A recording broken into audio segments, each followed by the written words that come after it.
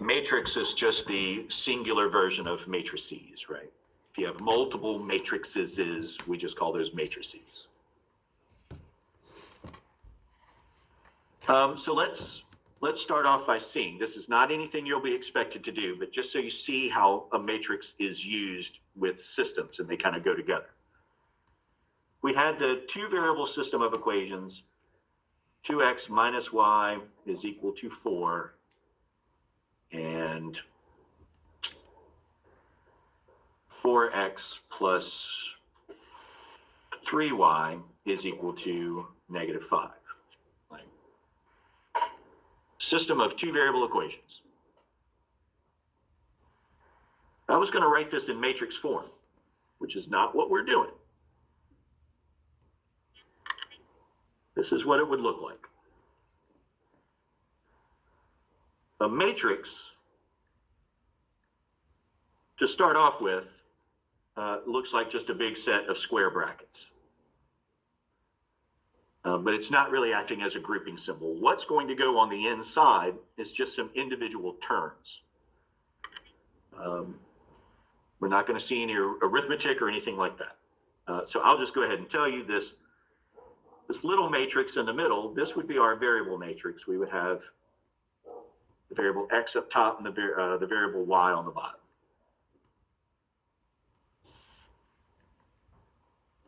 I hope it stands to reason that this little matrix we have over to the right-hand side of the equal sign is going to have these two solutions, the constants, 4 and negative 5. And the reason why I was telling you what we're going to look at today is not going to be any algebra. It's just going to be arithmetic.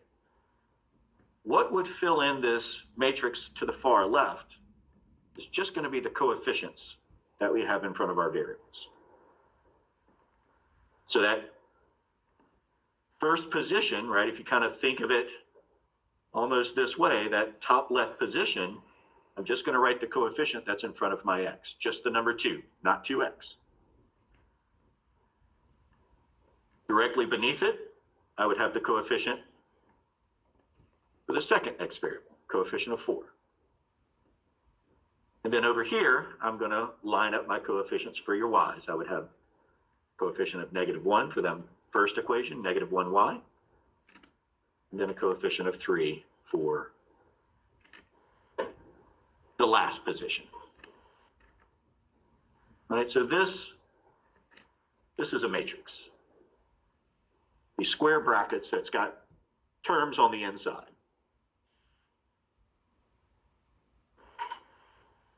Now, before we can actually start doing operations, before we can start adding, subtracting, and multiplying, we've got to talk about the dimensions of a matrix.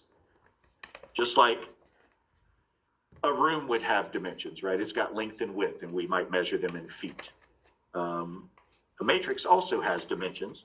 We don't measure it in feet or inches or miles, but we are going to count how many rows and how many columns a matrix might have.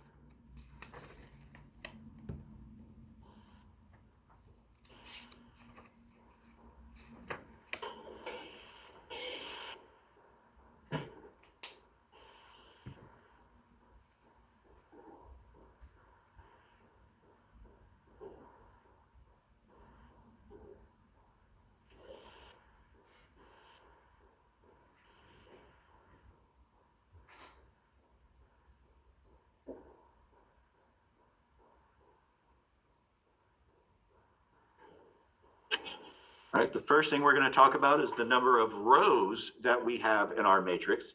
And rows are going to run horizontal. Those are going to run left to right across our paper.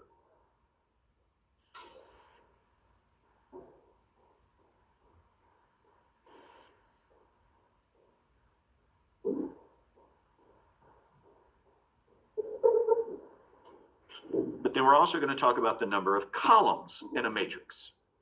And just like the columns that would, hold up a porch or hold up a second story, columns go up and down. Columns run vertically.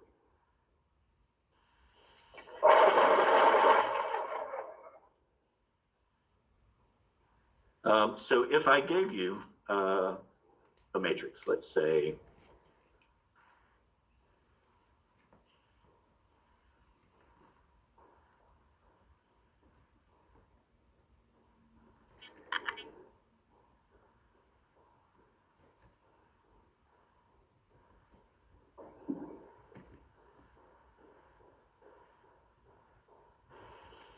I'm not going to make the entries interesting at all because they're not important.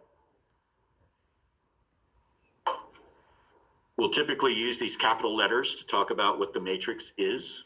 So I guess I said there's no variables, but technically I guess A would be a variable here. So our rows run horizontal, right? They run across the page left to right. So I've got row 1 up top, got row 2 on bottom. Your columns run vertically. They run up and down. So here I've got column 1, here I've got column 2, here I've got column 3. And when we write the dimensions for a matrix, it's always the number of rows first, then the number of columns second. When we talk about matrix A here, there are 2 rows, there are 3 columns. So when we talk about the dimensions here, we would say it's a 2 by 3. That X does not mean multiplication. That X is not a variable. It literally translates as the word by. You talk about a 2 by 4, right? A piece of wood. It's 2 inches by 4 inches. A 4 by 4 truck, right? All 4 tires are operating independently. 4 by 4, 2 by 3, 2 by 4. And the reason why we have to talk about dimensions, when we get into operations, there are times where, because of the dimensions, we're not able to do a problem, right? So we've got to get in the habit of looking at dimensions, knowing how to read the dimensions, because it's going to be very, very crucial when we actually start doing some arithmetic.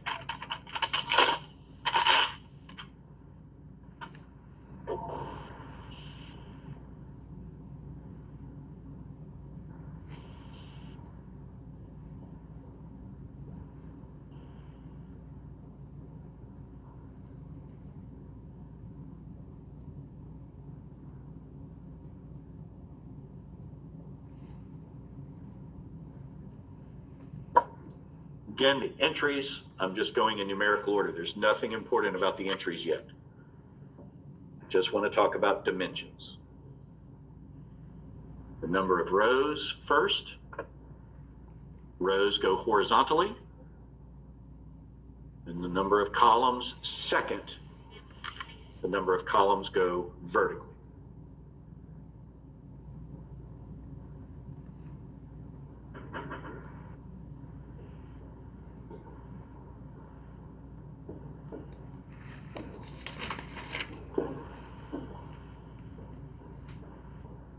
So what's the dimensions here?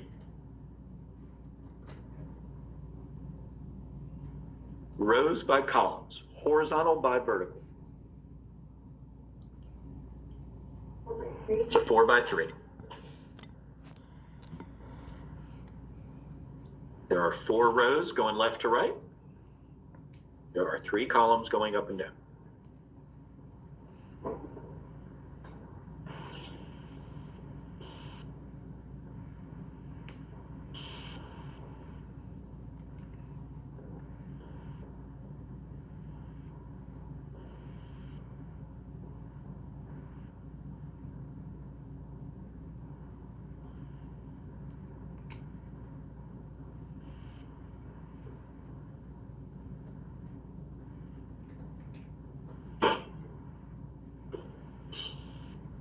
If the number of rows and columns are equal, I hope it stands to reason that we could call that a square matrix, the same way that square in geometry, where it was a quadrilateral with all 4 sides that were congruent in length.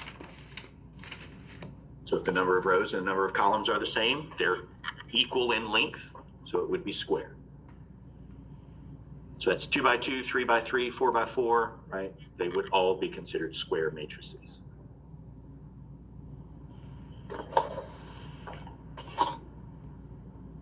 So now that we can talk about the dimensions, let's put that to use.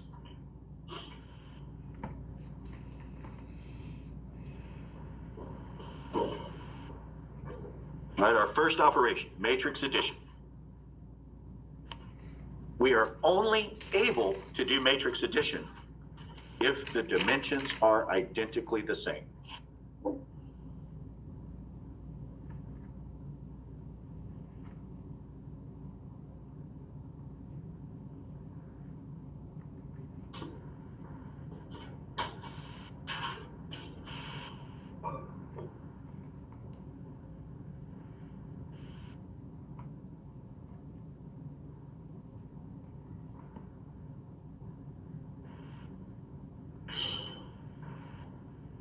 And that doesn't just mean the same numbers show up somewhere. That means the number of rows have to be the same in both of your matrices.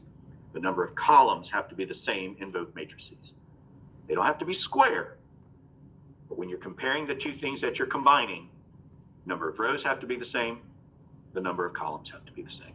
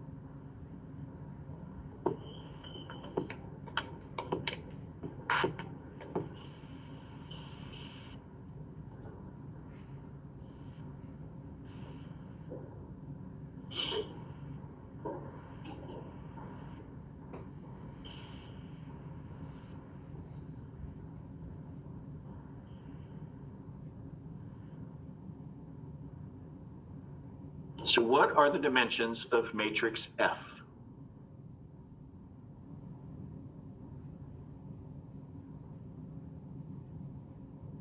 Anybody? 3 by 2. So 3 by 2. The horizontal rows get counted first. The vertical columns get counted second. So then what are the dimensions of matrix G? So 2 by 3. Are these dimensions identical?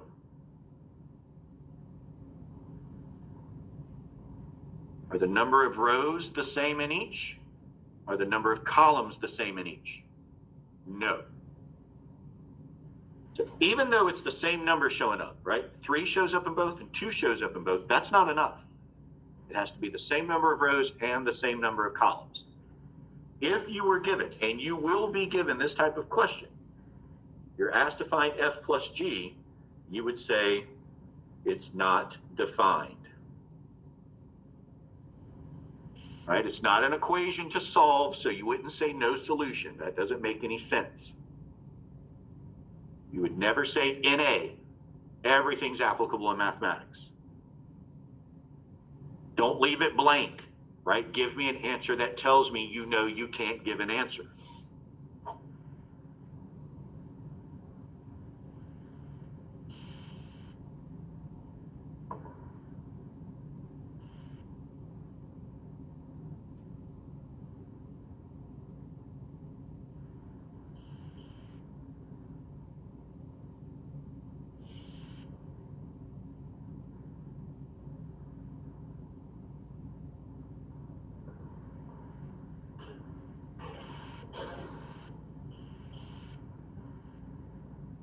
So let's finally talk about one that we can do.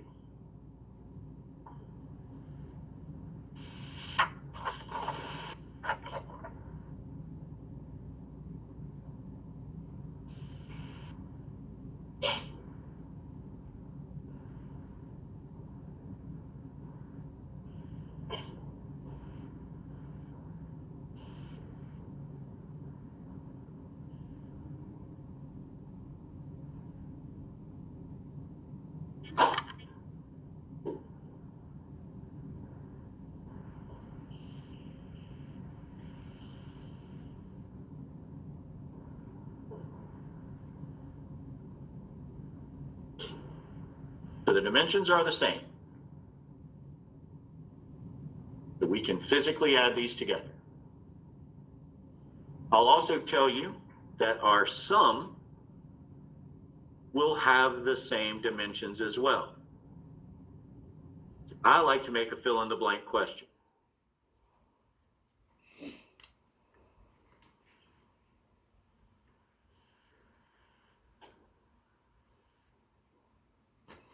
I'm not saying this is what you have to do, but organization ends up being key when we start dealing with matrices. So if you can help yourself stay organized, I think it will help. So I like to make a fill-in-the-blank question.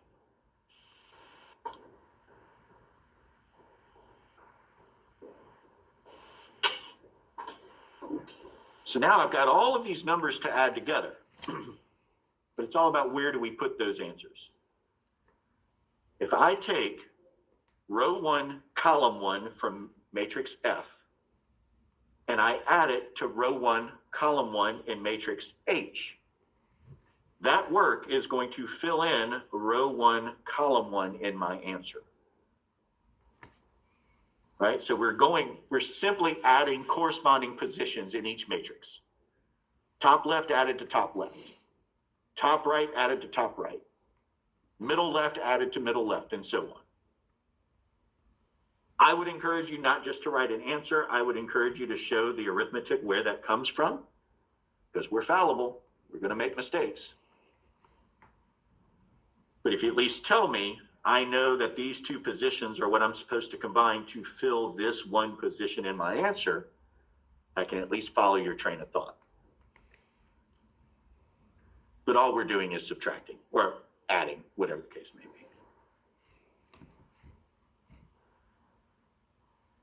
Row 2, column 2, added to row 2, column 2 is going to fill in row 2, column 2.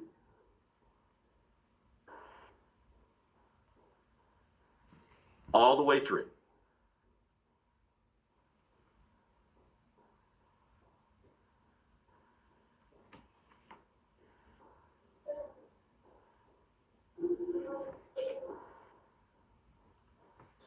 One minus 3 would be negative 2. 3 minus 6 would be negative 3. 5 plus 10 is 15. Now working column 2, 2 plus 5 would be 7. 4 minus 4 would be 0. 6 minus 1 would be 5.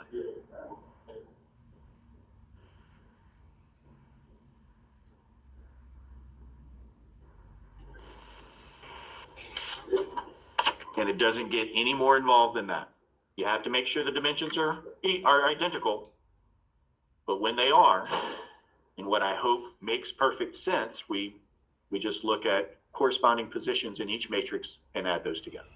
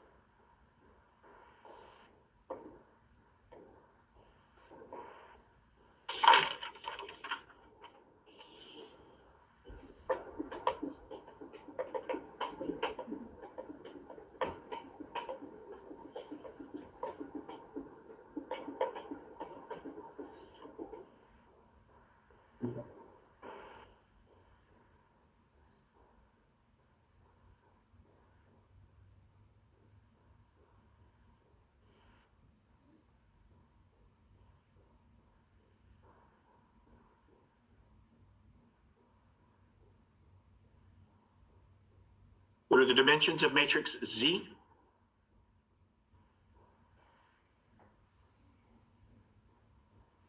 Anybody? 2 by 3. It's 2 by 3.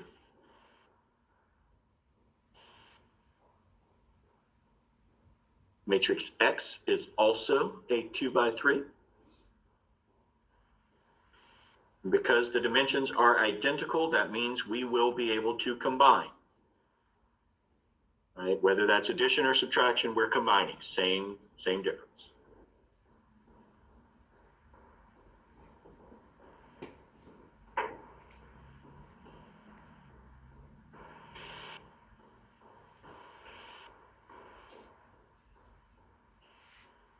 My answer would also be a 2 by 3.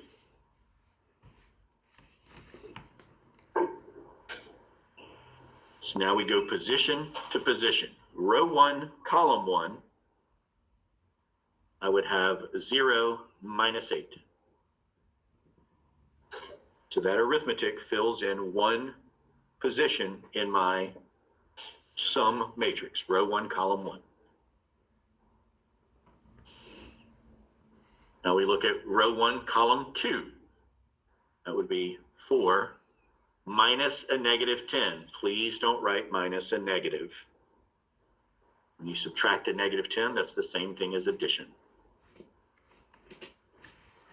But that row 1, column 2 is produced by the corresponding locations on each of those matrices being put together. Row 1, column 3 would be -1 minus 4. Row 2, column 1 would be -3 minus 5. Row 2, column 2, 2 minus 6. And then finally, row 3, column 2 would be 7 minus a -2, which is addition.